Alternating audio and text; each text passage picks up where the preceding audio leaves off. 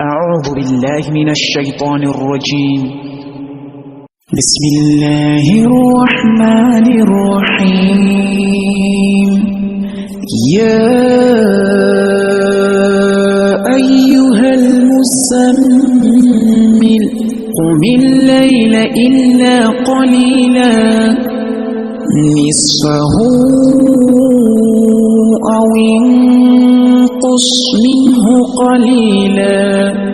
أو زد عليه ورتل القرآن ترتيلا إنا سنلقي عليك قولا ثقيلا إن ناشئة الليل هي أشد وطئا وأقوم قيلا إن لك في النهار سبحا طويلا واذكر اسم ربك وتبتل إليه تبتيلا رب المشرق والمغرب لا إله إلا هو فاتخذه وكيلا واصبر على ما يقولون واهجرهم هجرا جميلا وذرني والمكذبين أولي النعمة ومهلهم قليلا إن لدينا أنكالا وجحيما وطعاما ذا غصة وعذابا أليما يوم ترجف الأرض والجبال وكانت الجبال كثيبا مهيلا إنا أرسلنا إليكم رسولا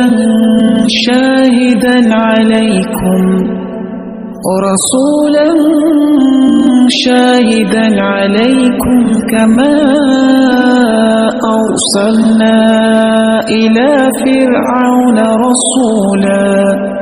فعصى فرعون الرسول فأخذناه أخذا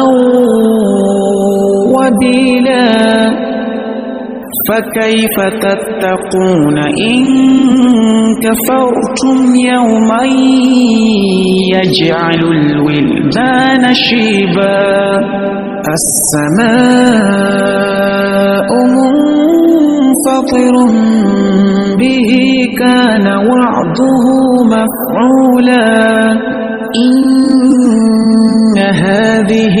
تذكرة فمن شاء اتخذ إلى ربه سبيلا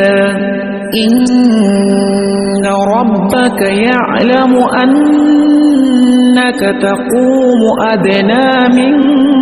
ثلثي الليل ونصفه وثلثه وطائفة من الذين معك والله يقدر الليل والنهار علم أن لن تحصوه فتاب عليكم فاقرؤوا ما تيسر من القرآن علم أن سيكون منكم مرضى وآخرون يضربون في الأرض يبتغون من فضل الله وآخرون يقاتلون في سبيل الله